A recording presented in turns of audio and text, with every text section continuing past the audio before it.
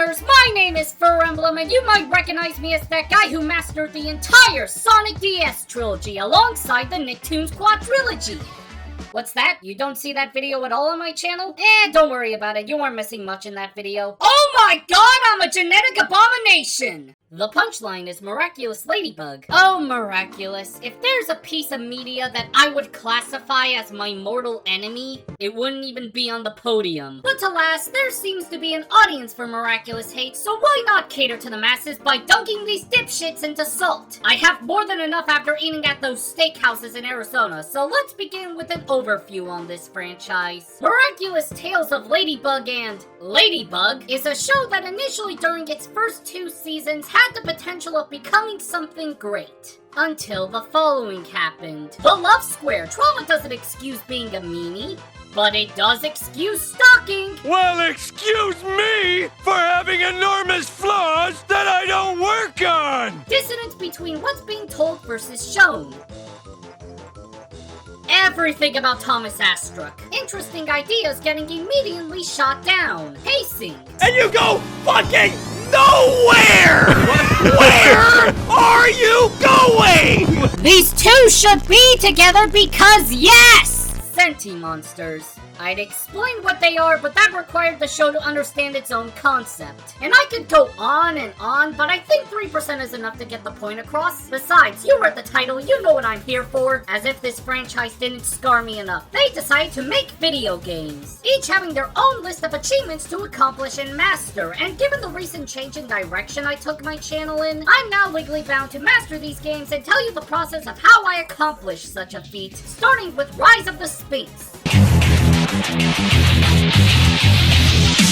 Developed by Game Mill Entertainment, who you might know as the people who made Nicktoons and the Dice of— oh my god, what the hell are these abominations?! You think God stays in heaven because he too lives in fear of what he's created? They were the ones responsible for this game, and upon release, the critical reception can only be described as run for the hills. But it's 2025 now. Actually, it's 2026 now, you bozo. So perhaps these people were all overreacting, since not every game can be a Kirby game, but there's only one way to find out, and that's through mastering it. So I boot up the game and immediately get greeted with 2 floating PNGs, followed by music that disappears into the void when you click off the window.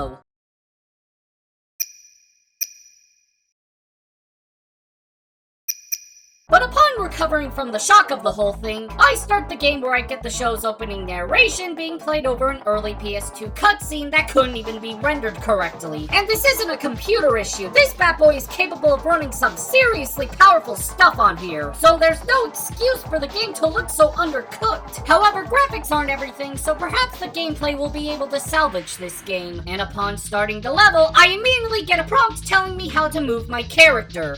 You know, game, the show at least tried to give people a good first impression before smacking them with its bullshit. Whatever though, it's a tutorial stage with the villain of this stage being Mr. Pigeon, a guy who gets akumatized so much that even Ladybug and Cat Noir are tired of his bullshit. So let's learn to press the X button, jump, collect shit lying on the ground for some reason, and some other crap we're not going to be using anytime this year due to a certain tool we'll be learning in the next stage, where it ends with us learning everything we've learned here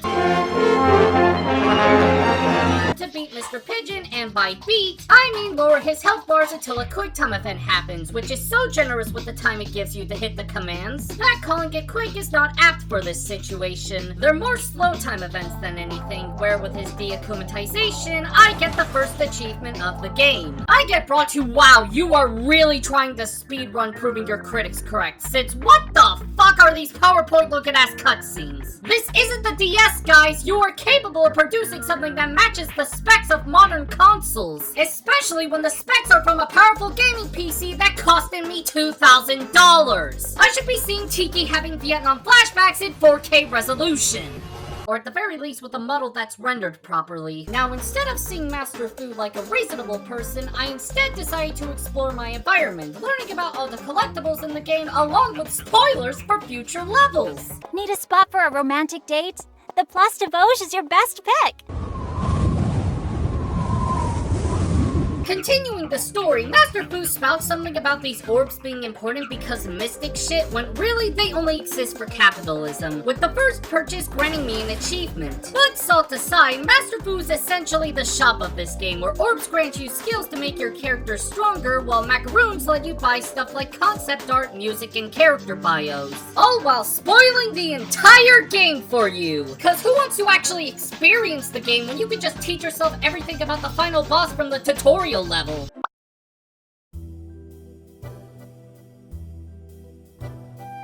The hell are you looking at?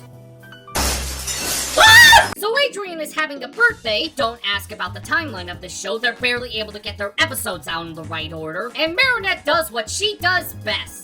Being completely unhinged about it. But not to fear, we have Marinette's friend, Alia, introducing us to friendship, which is similar to social links in the Persona series. Except shit! Cause unlike those games which give you multiple options along with exclusive booms for leveling up said links, as well as having solidly written stories tied to them, here it's bland dialogue with only 2 options, with the reward to leveling up said friendships being photos for Marinette's scrapbook. Oh, and in case you're wondering, this friendship system is only exclusive to Marinette, despite Adrian also being able to be accessed in the overworld. Because why start treating Adrian like an actual character now when we have to keep using him as a plot device to keep the show moving forward? But since there are achievements tied to maxing out everyone's friendship, might as well get started on what I know is going to be a long haul. But now we're going to a concert, except not really, cause the fuzz over here is canceling it due to it being loud.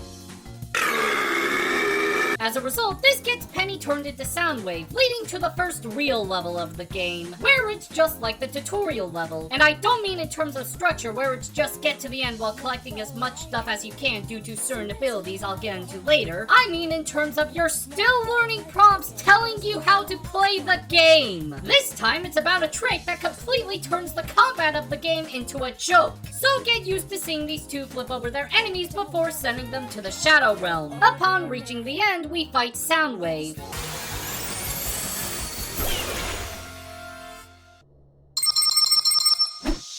It's surprising how a villain based around sound has a one-note boss fight. At least we were able to get enough macaroons to buy something. Like concept art of the final boss! I'd say this game is worth the $5 it cost on Steam when I bought it, but even that statement is questionable. From here, I decided to speedrun some levels to get some easy achievements, like beating Where Papa, who got turned this way because of paperwork from Discount Chief William over here via false charges against Marinette. Then we beat the Gamer, who got turned this way because of reasons that will be discussed in the next level, where the only 2 things of interest about his level are these charging enemies, who managed to stun lock me into a game over only to be sent back a minute, and his boss fight being a trivia game about the show itself, which if I wasn't cursed with this ladybug knowledge, then I would say this boss fight would be a difficulty spike because of it relying on the player knowing external knowledge to beat a boss, which is questionable game design at best. All while talking to all my friends like Nino the DJ,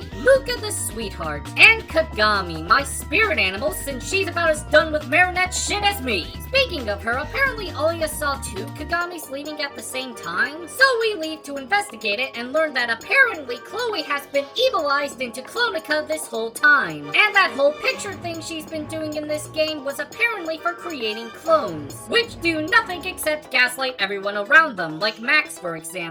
So let's put a stop to her bratty ways with the power of— Is that a flash grenade? Ah, my eyes! Why would you have that? You're a middle schooler, for Christ's sake! Ah! Many unbearable hours later. Fuck you, you lose your phone privileges. What do you have to say for throwing a flash grenade in my face? Oh, I didn't know you were a fan of the Fur Nation. Suddenly, that changes everything. But sadly, he takes Chloe and not me. So I decide to collect everything in all of the levels I've played so far to take away from the pain of it all. Which gives me the perfect opportunity to describe these levels properly. From the rooftops of Paris to the rooftops of Paris at night.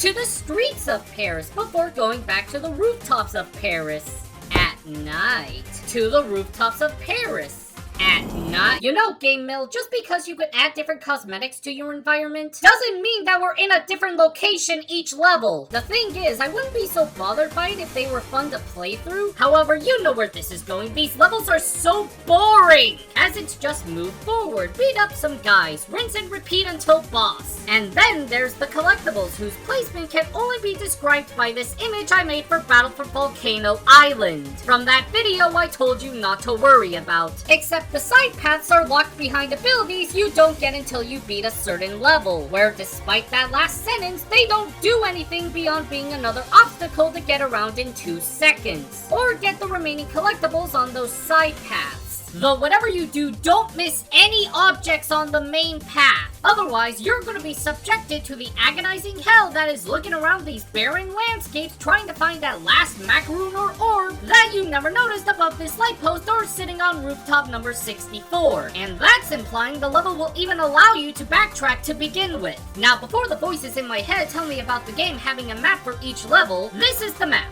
If I can't even tell where I am just from looking at it, then at that point you're a shit map designer and you should feel bad about it. Despite everything though, I collected every orb and macaroon, not only netting me an achievement, but also unlocking a hard mode for the level lovingly called Akuma mode. Corporate needs you to find the differences between this picture and this picture. They're the same picture. Well, my time has been wasted. Let's at least max out Ladybug so we can get through the next level at a quick pace. Which is the sewers, where normally I'd question why they made a level where our heroes have to walk through literal shit, but that beats having to walk across Paris's rooftops for the 80th time. Now, if only they didn't design it like a maze, that would have been great. But at the end of this level is Myra, who brings people into 2 camps. Who the hell are you, and...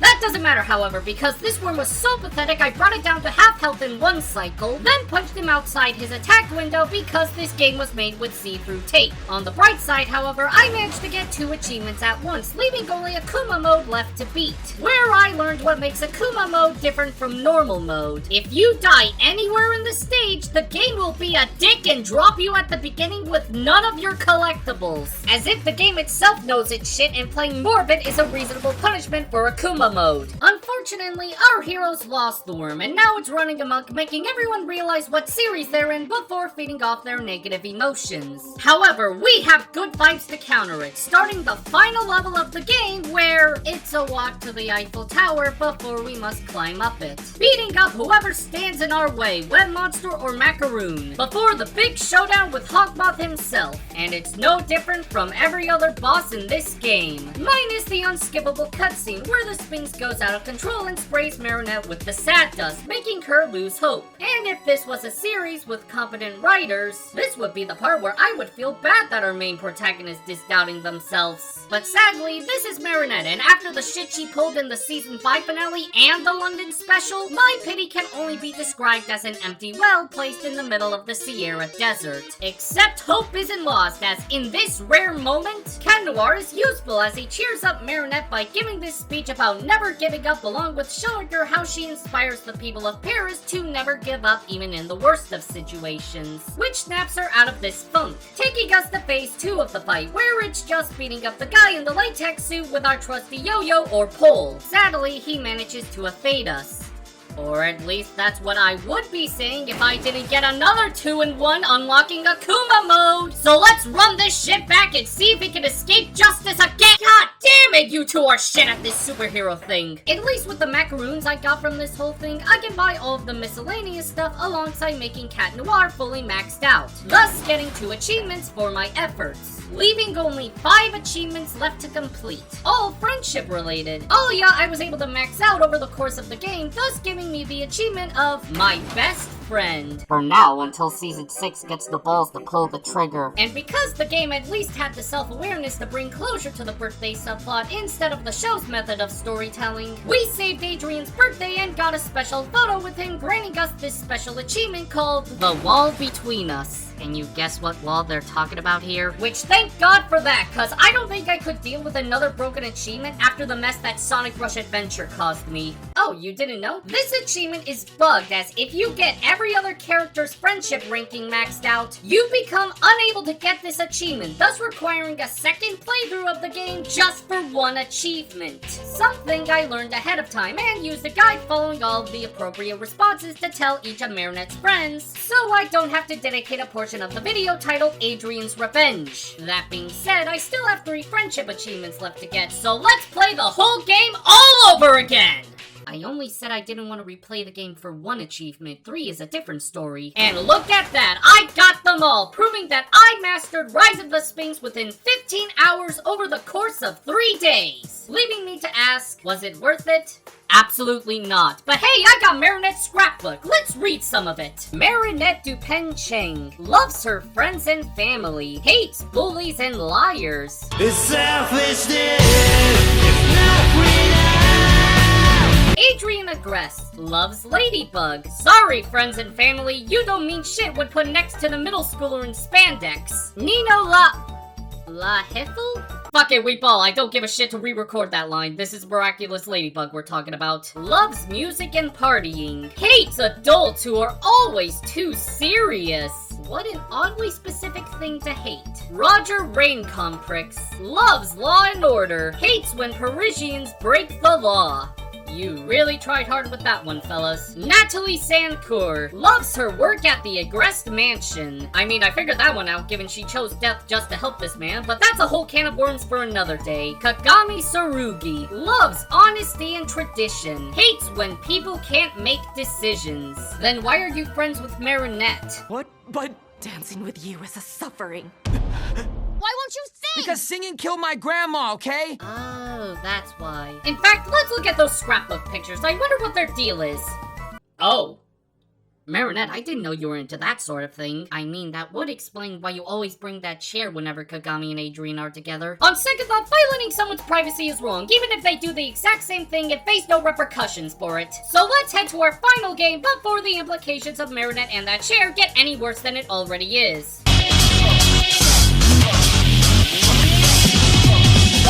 Backed by zero demand, Game Mill Entertainment decided that their last attempt was so successful,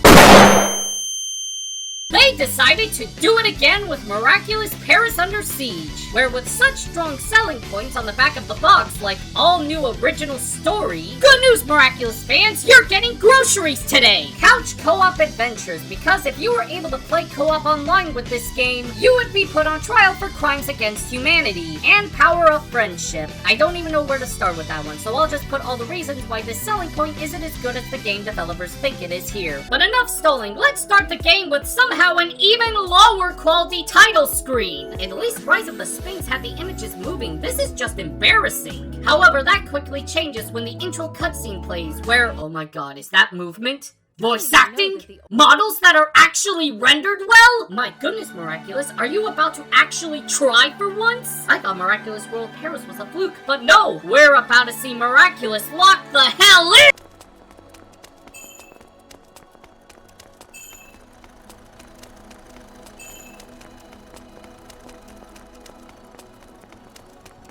Being optimistic was nice while it lasted. As I make my way through the non-optimal shortcut to the exhibition, we find a tourist flying over us, which scares Marinette so badly that she turns into Ladybug via this transformation sequence that looks badly edited like it's going at a speed the programmers never took into account. And for some reason, I got an achievement for it. How the heck did you get here so fast? Regardless, we chase after the tourists via the rooftops, where we get introduced to combat, and unlike the previous game, I can't skip it, making it automatically better since now I have to try, along with having combo-related achievements of getting a 20-hit and 50-hit combo respectively, with the 20-hit combo being the one I wanted to get in these first set of levels. You heard that right, levels. Since Miraculous decided to take a page out of a certain Blue Hedgehog's book and have 3 levels in each area before ending it with a boss fight. But I'll discuss that when it becomes relevant, since we have Marinette's super friends to talk about, like Alia as Rena Rouge. But isn't she supposed to be in hiding due to Hawk both knowing her secret identity? Nino as Carapace. Doesn't Hugbuff also know this man's identity too? Luca as Viperion. But I know! I was gonna ask why is Viperion in the front line, since his ability of repeating the last 5 minutes is more of a support thing and not something you should bring with you into battle. For the same reason most of these chucklefucks are here, Miraculous is a poorly thought out series. Like, have you seen Chloe? I mean Zoe? I mean Paint Drying? I mean Thomas's Spite Child? I mean Lesbian? I mean Plank? I think I'm right on that last one. These 4 are going to be our assists in the game, which I will discuss when it becomes relevant as well. Since we just get through the levels, learn that this game has a ranking system from 1 to 5 stars depending on how quick you beat the level, enemies beaten, total XP, and highest combo obtained. Which on one hand does offer some replayability to the game via wanting to get the highest rank, but there's just 2 problems. 1, there are no achievements tied to this system, making it completely superfluous, and 2, it doesn't unlock anything beyond the game telling you, well done!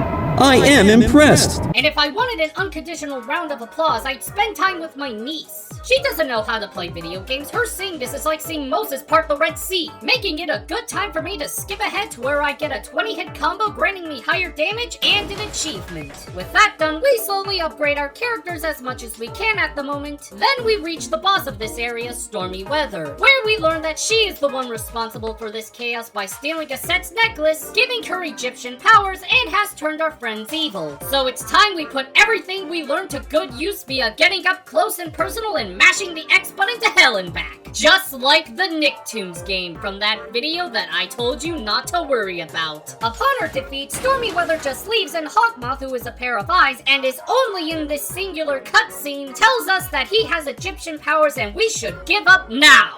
Fuck off, Gabriel. First, we talk to everyone in Marinette's house, since there's an achievement. Then we save our friends, starting with Nino, who is the bubbler, and not gonna lie, the level design is a good step up from Rise of the Sphinx, as we are just running in the same environment with a different skin on it. Instead, we're going to different locations like gardens, train stations, and cemeteries, which have been transformed thanks to Egyptian powers, with this stage being the northern hills covered in bubbles, which sends us flying, and when the game is pure platforming, it's pretty fun. However, there's combat we need to worry about, and this is when I started to notice the cracks in the combat, starting from enemies having attacks that not only take out a stupid amount of health, but also are incredibly hard to dodge, along with how they do not scale well once you upgrade your stats to become stronger, making them more like hindrances rather than enemies, like a Mario game where the only enemies you face are Goombas. Then there are the bosses, which at first I thought Stormy Weather was a fluke, given she was the first boss and all, but upon reaching Bubbler, I was stunned by the realization that every boss is like Stormy Weather, getting up close to them and mash them away. It's as simple as it looks, saving Nino and giving us his asset of creating a shield that, from my playthrough, was pretty freaking useless. But what about Lady White? Ah shit, I forgot about Chloe! I mean Zoe! I mean Paint Drying!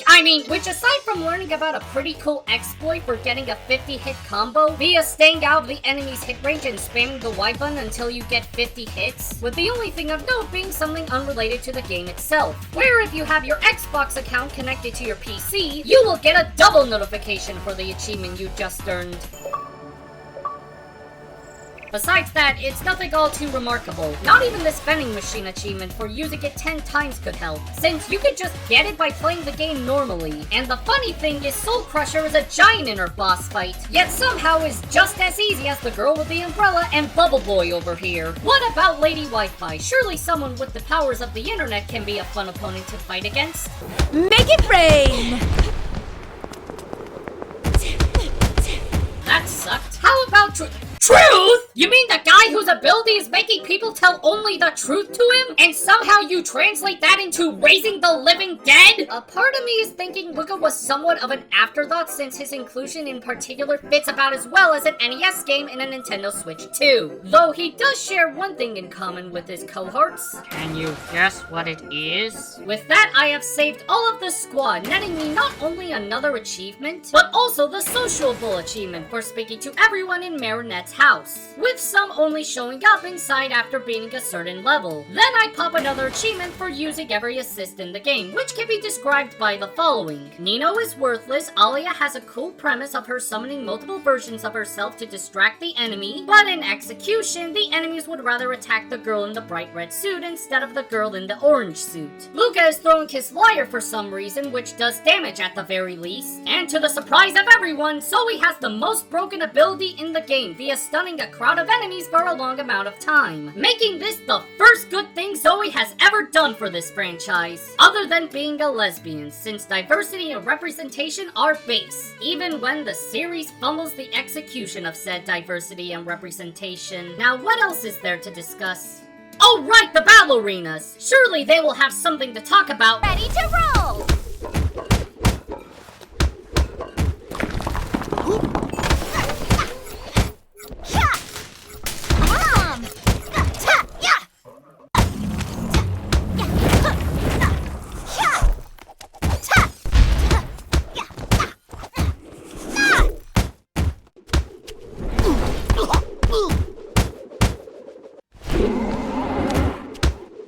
And that's a cat wrap. Oh god, these are nothing burgers. What about the upgrading systems? Surely they must have stuff to discuss since they have an achievement for it.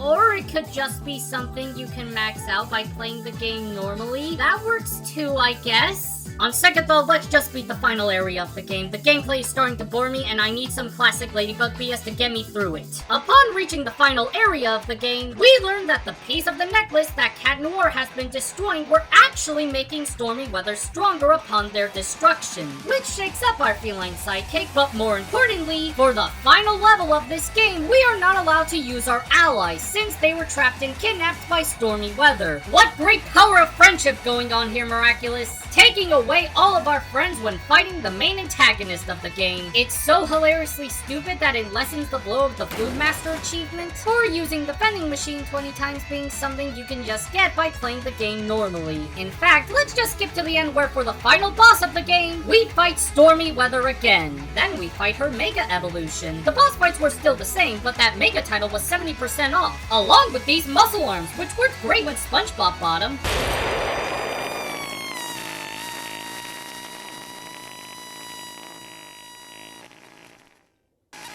Thus ends the reign of both Stormy Weather and this game's achievement set, where with Stormy Weather, we give her a speech about how even though Stormy Weather didn't get the part, she is still special in her own unique way, because that background wouldn't be the same without her. And for the set, I beat it in 5 hours and 36 minutes over the course of one day. This game cost me $15. The asking price for this game is $49.99.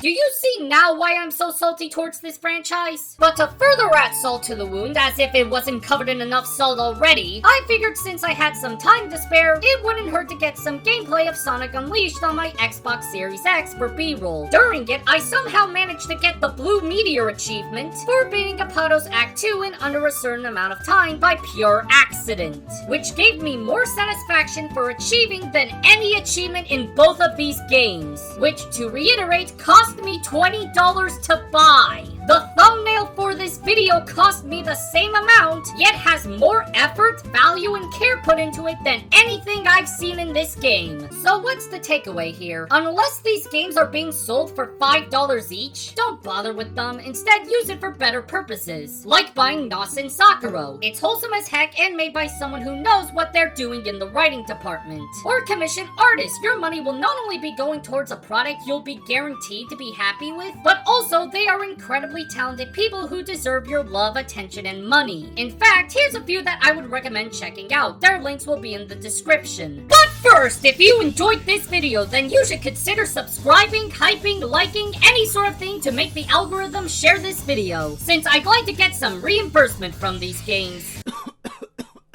The offer still stands. Okay.